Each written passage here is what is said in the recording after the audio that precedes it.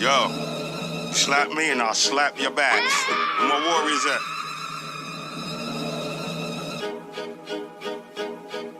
Revolt, like the militant Malcolm X with the red, black, and green Marcus Garvey on my chest. Revolt, like the great one Nat Turner with the guard you nows, hammers and burners. Revolt, like the militant Malcolm X with the red, black, and green Marcus Garvey on my chest. Revolt, like the great one Nat Turner with the guard you nows, hammers and burners. 7 heads, 10 horns, self-power, the unification of us all in the 11th hour. Death to coon cowards, motherfucker, they are enemy.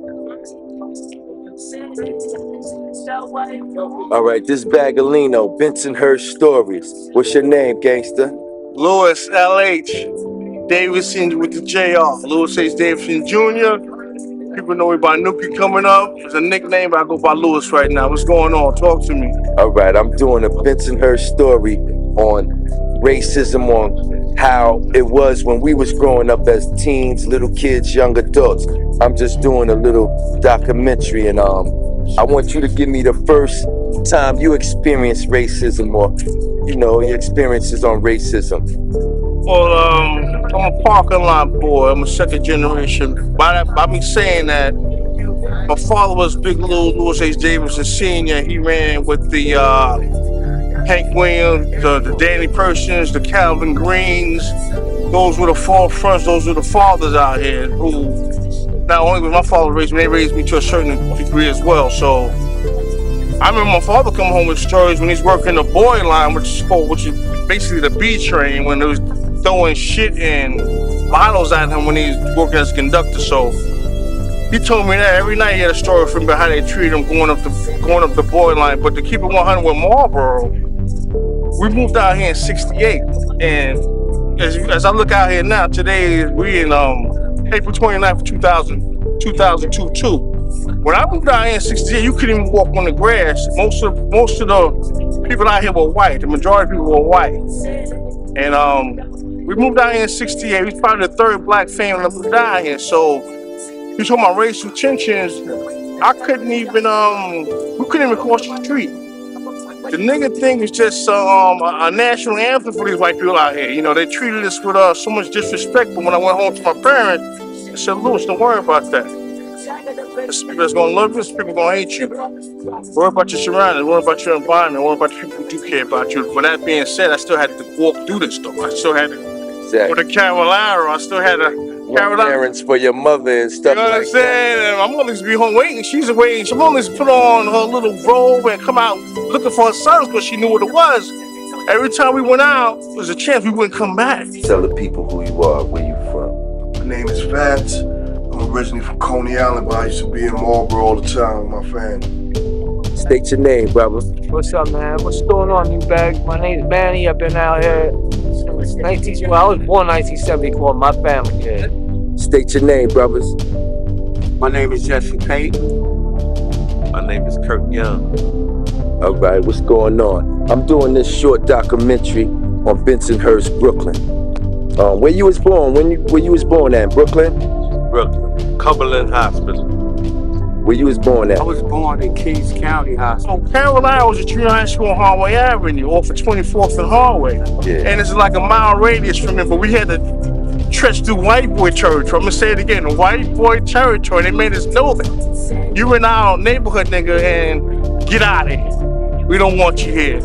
And I was 12 or 13 running from junior high school because... Were they kids or were they grown men? These were grown men. I'm talking about groups of 20 and 40 with axes, chains, and bats coming at me when I was about 12 or 13. I would come home and tell my father, he had to work every day. He said, son, look, I understand you gotta go. I'm gonna go up here one day, but I can't go up there every day. You have to watch your back and just, when that's bell ring, make sure you get your ass home. Where you was born at? I was born in Brooklyn. Brooklyn. Yeah, well, I was just on here interviewing people, how we grew up in Bensonhurst back in the days as a teen and a child, juvenile. And do you have any stories about racism and any violence or any discrimination coming up that you could remember now and that you still have some of that now, or times change that you don't see any of that type of stuff anymore? Times ain't changed. It's still the same shit. Yeah, well, I'm doing a short documentary, you know what I'm saying, and we grew up together. And I just want to hear your version of the first time you experienced racism. Absolutely. I'm doing a little short documentary on racism. You know, we all grew up in Bensonhurst, Brooklyn. You know what I'm saying, Marlboro projects. And I want to get y'all story on the first example and the first time you experienced racism, whether it was in a store, going to the store, running an errand for your mother, or whatever it was, whether you had to bust ahead, you had to get out of Dodge, or whatever. Just give me the first time you experienced racism, brothers. So there's only so much you can do for me. Again, Exactly. the environment. You out here for self, man. You gotta just survive the environment as best you can. Cause your parents is working, your mom's at home. You gotta go to school. Exactly. And Marlboro was in the vicinity where we ain't had buses. Coney Island, they had buses. Bed-Stuy, they had buses. They started the most shit, and then it came on us because we had to walk back home. Yeah, They was on buses. They was me like, see you laughing at me. And then my pop said, we kept complaining to our fathers. Our father said, wait a minute. So my father did pick me up a couple of times. You know, he couldn't do it all because he's working, but he did pick me up. Then I'm coming, you know, my pops is out there with the station wagon. I come out there, I see the whole neighborhood in my pop shit. I'm like, yo, boy, get in the back. I'm like, that's my pop shit, I gotta get in the back. But that's the type of father my father was. All right, so Yeah. So that was one of your life and death situations, running from white boys? Man, I'm gonna keep it 100. I was coming from Cab one day. I did something, you know, teacher reprimanded me, told me to stay late. So I'm coming home by myself. I got stopped by 10 white boys. One punched me in the face, but one of the white boys said, wait a minute, that's Lewis, he's cool. I remember going to PS 95 back in the day. Where's that at? It was on Avenue U. It was over there on Avenue U. Brooklyn, New York. Yeah, Brooklyn, New York, on Avenue U. That shit was crazy over there with them white boys at that Any time. racism when you moved to Marlboro Projects, Brooklyn? Yes. When I was in school. What school did you go to? Well, I went to PS 95. I didn't experience much racism there. Matter of fact, I met some friends, but once in junior high school, Cavallaro, junior high school, then I started experiencing racism. Yeah. Did you experience it with the teachers? Like, did they give you a red pencil and gave everyone a blue? Like, you know, like, did you experience? We didn't really experience that. But I did. I'm gonna tell you when I experienced it. When, you know, Mark Twain was a gifted and talented school. And Mr. Hellman told my mother he wasn't smart enough to go to the gifted and talented school. But I took the test and I got a 95. And I went to motherfucking Mark Twain. It's good that I had one white boy that knew me that was kind of cool, because that wasn't all treacherous. One of the white boys went to school with me and said, yo, he's all right, let him go. They knew the ones that was athletic and stuff. They knew the ones that was athletic. They knew the ones who would bring it to you, so I wasn't that hardcore. Yeah. I hear you. Yeah. They know the gangster. They knew the gangster niggas who they wanted to get. Yeah. Like profile. Yeah. Racial profiling. That was the beginning of profile. Like, we know who we want. He didn't want to be leading the group of the masses to come against the white boy. Yeah. So, I was just, you know, just black. Exactly. I was coming through innocent, like, he's harmless. So they let me go home. But just from maybe one or two times I got caught. That was it. All right. So did you ever have a fight with one of these white boys or something in the area? You ever had to fight one of them one-on-one or bust ahead and get out of Dodge?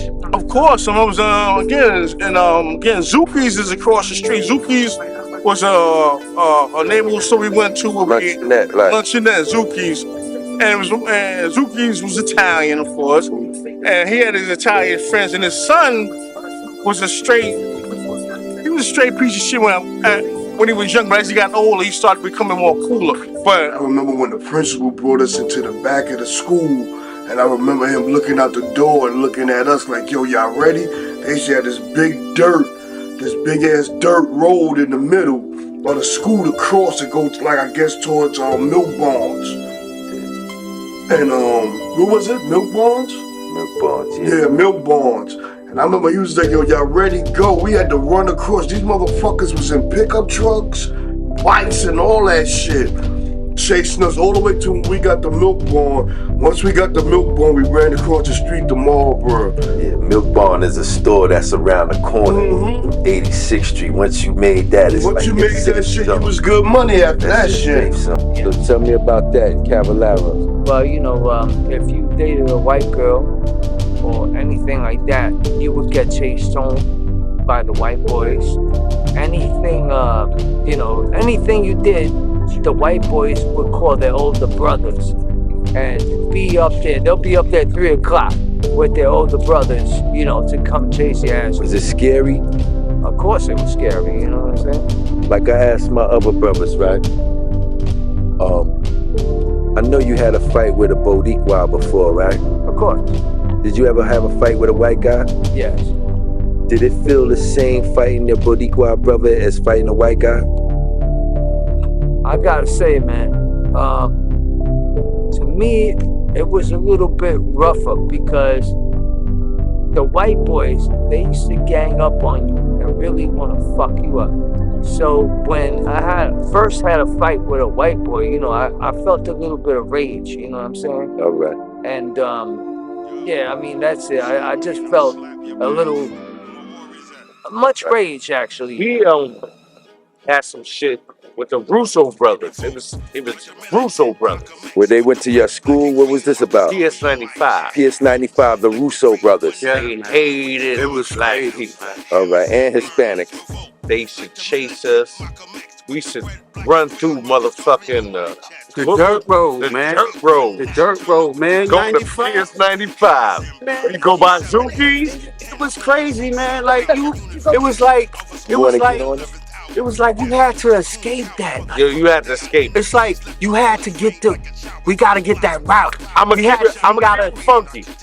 You have to be fast. Get to the yeah. You have to be fast. Was there any time where they caught one of your brothers or sisters and you had to go back and risk your own life to help them? I remember they egged motherfuckers up. All right. They egged motherfuckers up. But one time, oh man, me and Jesse, we played baseball. Mm-hmm. Athletes. Before basketball, we played baseball. Mm-hmm. We playing for, what was it, Thurman Months? Paul Mary. Yeah. He drops us off at Bay 50th Street. I told my coach, I said, listen, man, don't drop us off here, man. Please don't drop us off. When I'm from 12 or 13, I'm coming, they like, what the fuck you want? Hurry up, nigga, get the fuck up out of here. What's that type of shit going to Zuki? But anyway, I got into it with one of these guys that lived in the projects. So a lot of these white boys in the projects that was starting shit too. Yeah. And one of them guys a little bit older than me, but Winnie, my older sister, him and Winnie went to school together, but she didn't know that I was Winnie's brother, and Winnie kind of straightened him out. But sometimes you had that sort of connect. Look, yeah. Fighting the white guy, did it feel the same as fighting a black guy? And these white boys had intent. They was looking to not only hurt you, but put into your mentality. Like, so how did it feel when you fought the white guy? I was fighting for my life. I was making a point. Like, look, I'm not weak. I'm just as good as you. Matter of fact, I'm better than you to a certain degree. I'm not gonna have you trying to just desecrate me. You ever have a fight with a white boy? That was older, nah. But I remember Mush Mouth and Pumpkin Push used to come through the lunchroom. Trying to there was some white boys that was from over there on Avenue U. Mush Mouth and Pumpkin Push. These were some ill white boys back then. Like back then, those white boys used to fight. So it could be one white boy and 3 black dudes. And they just shaking with you. They gonna get their ass cracked, but they shaking. Yeah, trying to wait till somebody else come and help them and shit like that though. Well, it wasn't nobody coming. Because 9 times out of 10, they don't pop shit when they was with their crew and they got caught by themselves. So they used to beat the blood shit out of them. So you never had a fight with a white boy, right? Not out there, nah. Not when I went to 95, I was young. But did you ever have a fight with a white boy? Yeah, hell yeah. So the fight with the white boy that you had a fight with for whatever reason, I know you had a fight with a black guy before. Right. Of course. So when you fought the white guy, Did it still feel the same as when you fought a black Hell guy? no. How did it feel? Beating his ass was more like you getting some get back for every fucking thing that they did to anybody who was black, man. I used to try to kick their fucking backs in. Not right here, man. He said, oh, well, I gotta go this way. I gotta go down Cropsey. He's right. And we're like, oh, God, man. So, how did we escape that, man? All right, I'm gonna tell you what happened. We walking down, and I'll never forget this shit. We walking down Bay 50th. Me and Jesse strolling, walking down, and the white boys is like, what the fuck are y'all niggas doing over here? This is Bay 50, yeah, Bay 50. So I'm like, son, don't look back. Don't look back. Hey, Jesse. Yeah, I can't help myself. He like this. I'ma look back. He like this. I can't help myself. He looking back. I look back. The white boys is You know like, what I mean? yeah. I look back. Like, He's like, they like, yeah, come on, man. we gonna get these niggas. You know? So I run straight down the street. This dude runs towards the little housing complex they got. Yeah. I'm screaming, Jesse, hurry, come on. Did anybody help you? Nobody. They on mopeds. They on mopeds. Swinging bats. Yeah. I ain't gonna front. That's why I say Jesse's the best athlete ever in this project. He's dipping the bats. They on mopeds. Wow, that's He's crazy. dipping the bats, so Jesse outruns them, and we running towards the B train coming to the projects. Cops pass. They see the white boys chasing us. How many white boys? Probably 35. It's crazy. The cops look. Were they kids or grown men? It was grown men. men. It was grown men. The Wow. cops look It was grown men. and keep going. I'm But the waving. thing- I'm waving like this. the thing- Help us! Help us! The thing, Help the us! thing that was crazy was How old was y'all then? we was 14, 15? 16, 14, 15. 15. All right. 14, 15. And what you gonna say that the thing The was? thing was that we're just trying to get home.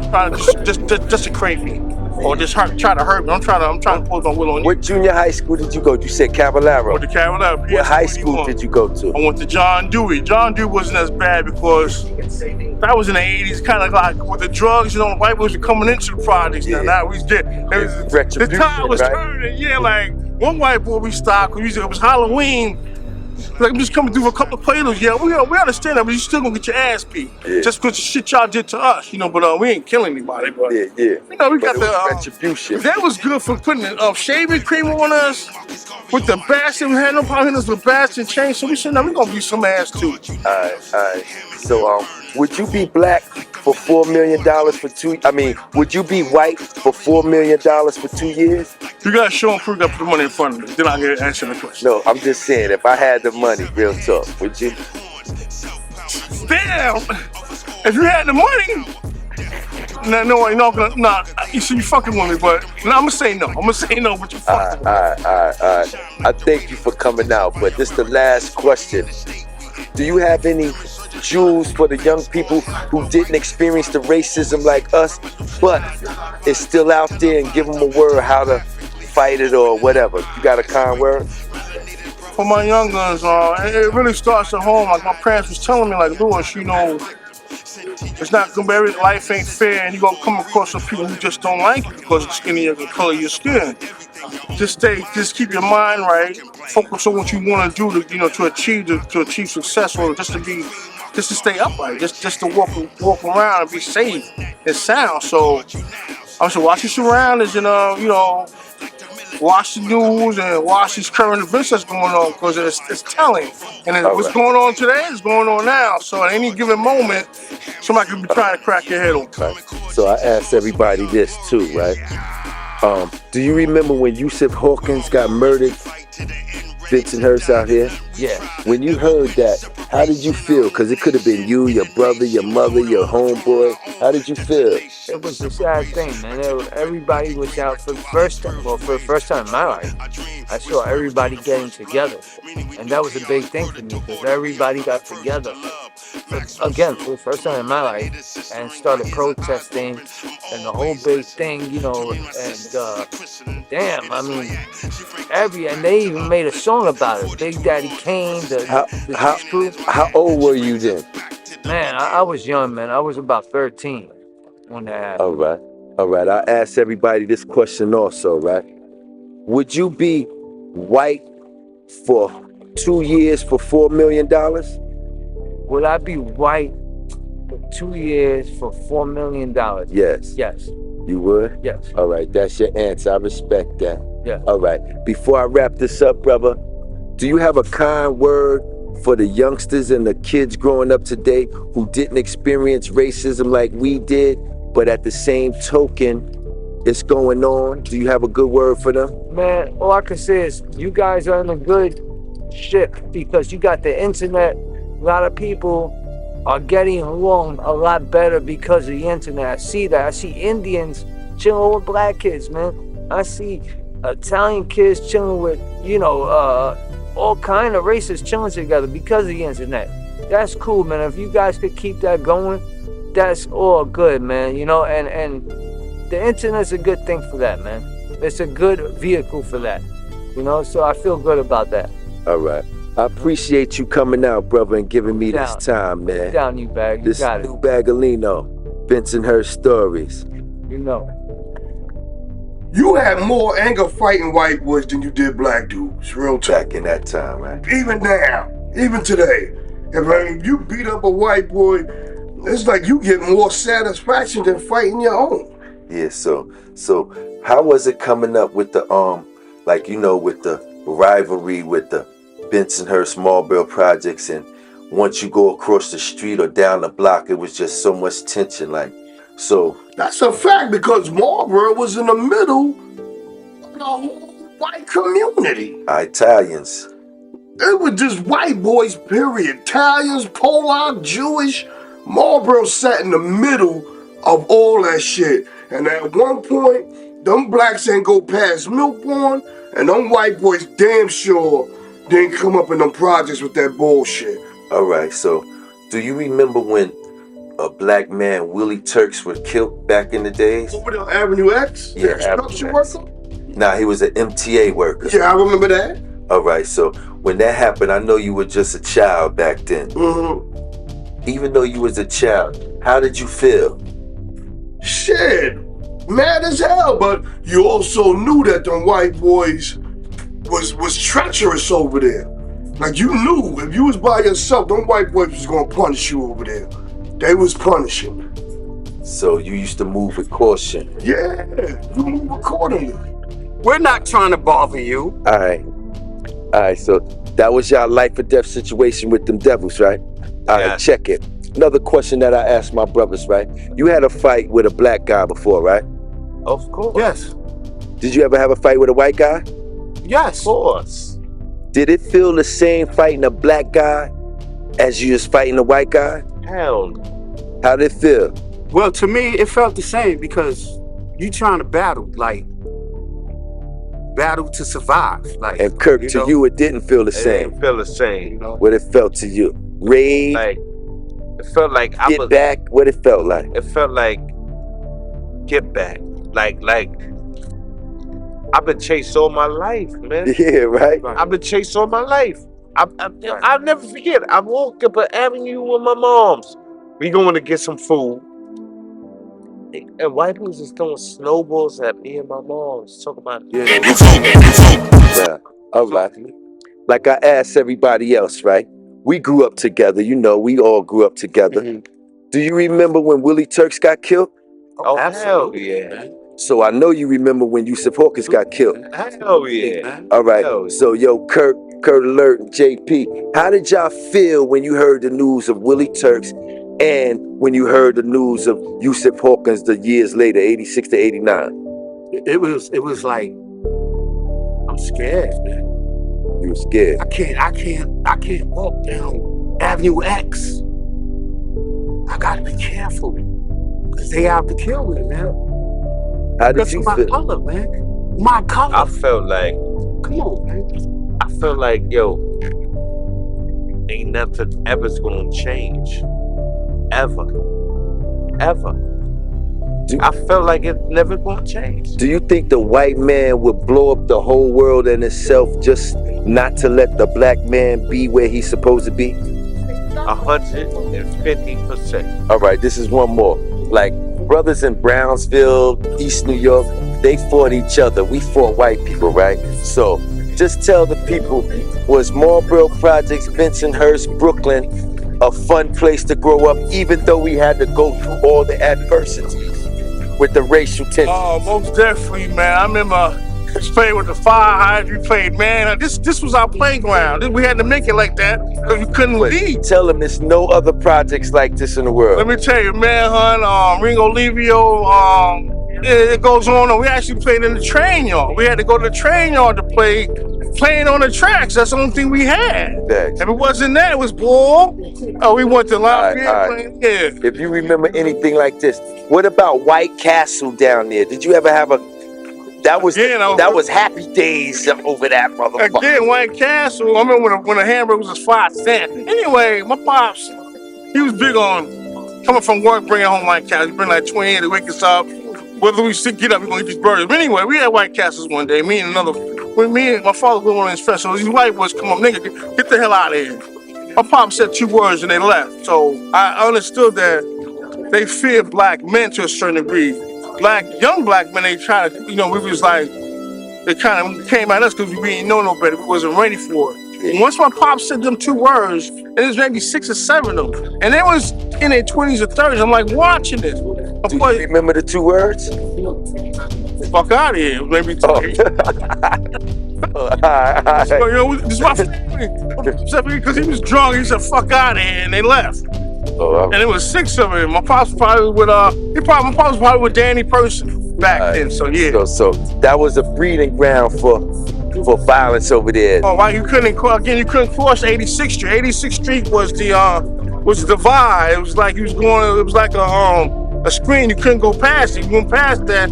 They say, "What you doing over here?" And come at us, man. With recklessness. All right. This Bagolino, Bensonhurst Stories, man. We Hell out. Before we wrap this up, right?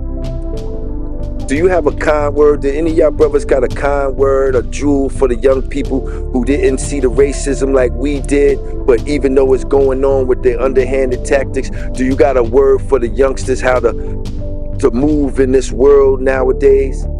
I just want them to keep their eyes open and don't everything is hid under the table.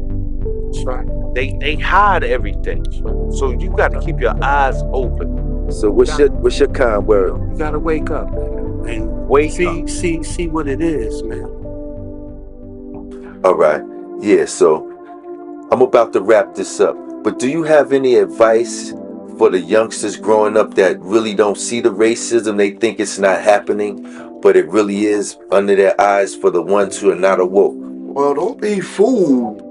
There's always going to be racism. You got to think the devil can't tell his story unless he erases us, but you can't erase God.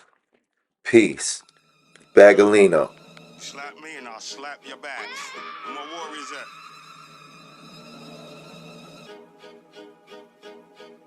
Revolt like the militant Malcolm X with the